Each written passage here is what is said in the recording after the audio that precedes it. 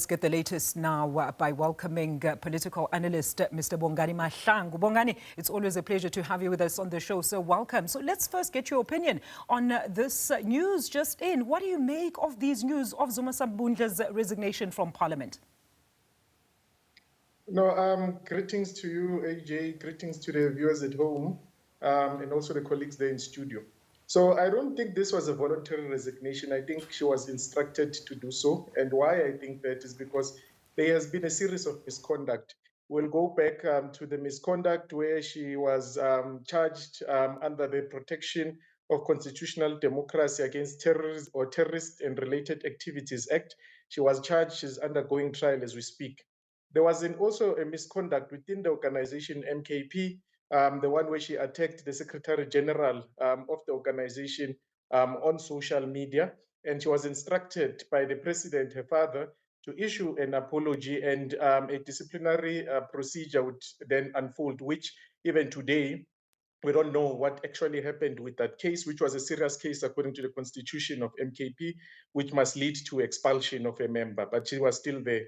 Now there's this new one, this new case that was opened by her own sibling, which is the one she would have issued a affidavit under oath, distancing herself, saying also that she was tricked as well. So she does give part truths as to what has happened. So if you look into then that history and trend of misconduct, with this new one, it was very difficult for the organization to retain her as an MP and also as a member in terms of the leadership collective of the organization.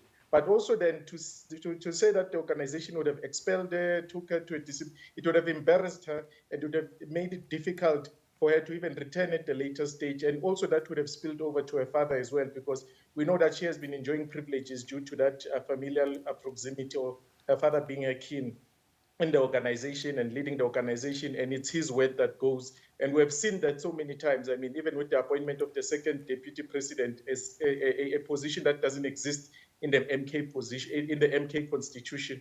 So I don't think it was voluntary. She was pushed out in order to save the organization. And also, if you listen to the head of the presidency, he states two things: that the MK distances itself.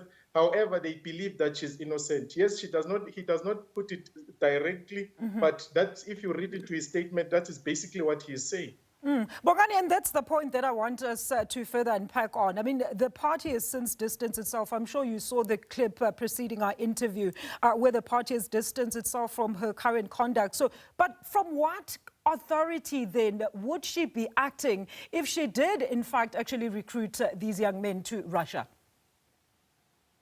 Remember, these young men or these men, for some of them, I think they were said to be 39 or so. So they were being recruited under the guise that they're going to form some security to the MK, and I would assume to the MK leadership, that they would be trained how to become bodyguards and so forth and so on.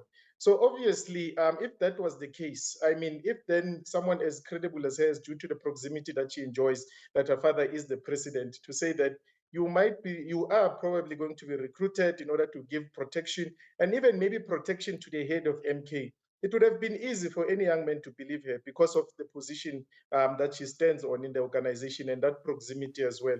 So it would have then been true that she would have recruited them under that guise. As I said, it's allegation at this point, we know. She also disposed of an affidavit, but we're just saying that it was very possible that, looking at who she is and the proximity she enjoys in the organization and the influence also she enjoys in the organization, it would have made such a recruitment process to be very legitimate in the eyes of who would be applicants. She also says in her affidavit that she went for that training in Russia for a month, which is something that was never disclosed before. And then when she came back, some other people would have went, I think she said family or something in the affidavit. And then that, according to her, would have then created a sense of legitimacy, due to that she would have tested that training. Other people she knows would have tested that training. And she also said that she went on to publish to even family members and so forth and so on, people who are close or within her social circle, that there is such a training. I've been to this training. Some other people have been to this training. So that means this thing is legit. So at least that part, she does agree that she was aware of this training. She does agree that she was aware of this recruiter. and she would have interacted with this recruiter. She would have interacted with the training itself or the program itself. But what she did not then, was not then aware of, is the part where these guys would then be recruited. I think it were 22 in the beginning, 3 would have fell off due to medical issues, and 19 remained. She said then she was not aware that they would be later taken to the battlefield in order to do things that were outside of the training that she would have also been active in for a whole month in Russia at her own cost. So that's why I'm saying that if you read into the statements, there are part truths, but there's also a certain level of vagueness, and that's where the full truth would be.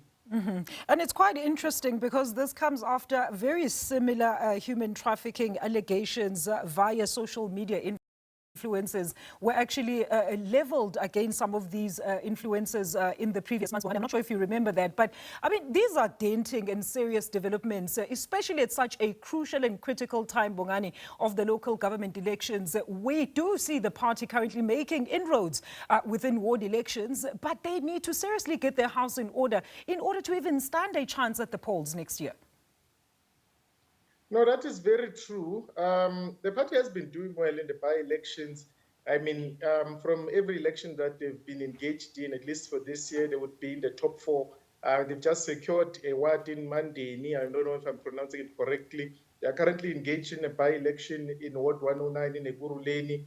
They did relatively well in, I think, is it Murafong, Ward 10, and so forth. So also, it also means that there's really no correlation between the instability within the organization and the electoral outcome. So then the question then would be, why is that the case, at least from the data that we have?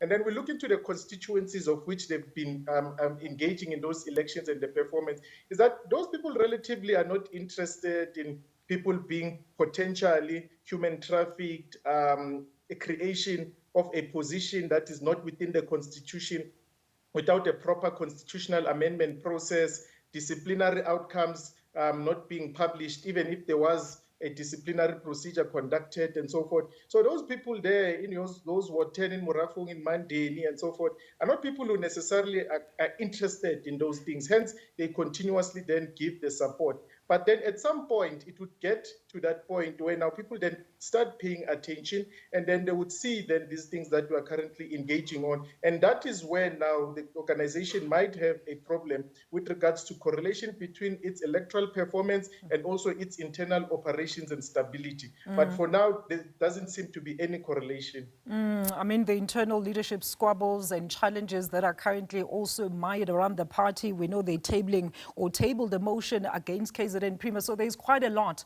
that is going on within that party, Bongani. Well, let's get your final view on this matter now of the alleged kidnapping now of MKP. MP Vusishongwe, who was just at Hoshimampuru Correctional Facilities yesterday. That is very unfortunate, but it's also becoming common. I mean, okay, in the context that South Africa is that country, and these MPs are the ones charged with the responsibility to ensure that we deal with such issues. But then the commonality of it is that it was an MP now, I think several months ago, it was another MP from the UDM or a child of that MP from the UDM. And there would have also been other MPs, I think IFP as well at some point, and so on. So it's becoming very common where MPs are being targeted, or people that hold certain positions in society are being targeted because it is believed that they would have the resources, especially in the case of kidnapping or robberies, that they would have the resources. But as unfortunate as it may be, I think it should serve as a stark reminder to these MPs that they are the ones that pass legislation. They are the ones that must hold the executive accountable, like they are doing now with these issues of SAPS. And if they do their job right, these things will not happen to them, because these things happen to ordinary South Africans each and every day, and the crime stats prove that it does. So now it must increase then their activity within those spaces of parliament to ensure that certain structures, measures, and resources are put in place to ensure that South Africa becomes a country that we want to see all of us and can enjoy. Safe country, no GBV issues, a high-functioning society. So they have a responsibility, but it is unfortunate, obviously, when it happens at an individual level where you find yourself being kidnapped. It's traumatic, and it's very sad. But even that individual, when he gets back to that parliament, he must make sure that South Africa becomes a high-functioning society. But you know what, Bongani, my point there is the issue has been raised by various MPs. I think you remember since, of course, when Mr. Nkabinde alleged that he had received a threat while he was still testifying in Parliament. So there were, issues raised about the security provisions for these members as well as the witnesses that do partake within these structures. So I think let's talk in the context of that. Does Parliament in this regard bear the responsibility to ensure the safeguarding of all its members that are involved with such serious matters in looking into these allegations of criminality and undue influence within our judiciary? No, in that specific context, of course, Parliament does. In this case, we'd refer to Parliament as the employer. And then if your employees are discharging a responsibility on behalf of the employer and they're being threatened in the course of doing so, you have a responsibility to ensure protection. By extension as well, Parliament must routinely conduct a security assessment of all MPs in order to ensure that is it high, is it low, and so forth, and ensure that then SABS is put on board in order to provide the necessary security.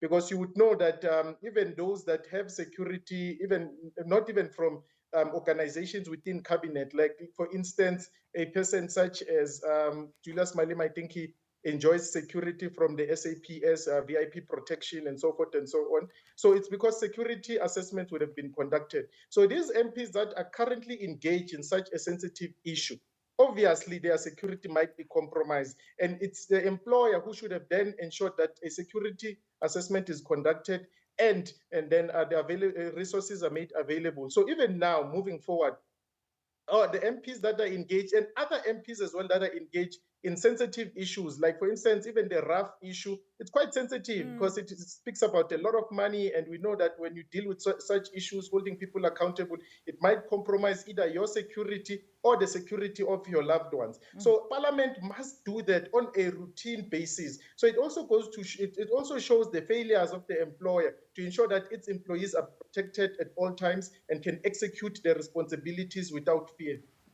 Bongani, thank you so much. As always, meaningful engagement there from political analyst Mr. Bongani Mhlangu weighing in on the current developments within the MKP. We understand, of course, ad hoc committee member Vusi Shongwe was apparently allegedly kidnapped after, of course, appearing at the Hoshe Mampuru inquiry yesterday, as well as, of course, the news in now that Duduzile Zuma-Sambudla has resigned as a member of parliament, as well as all party or political structures within the MK party. In relation to that issue regarding those men that were recruited to the Ukraine.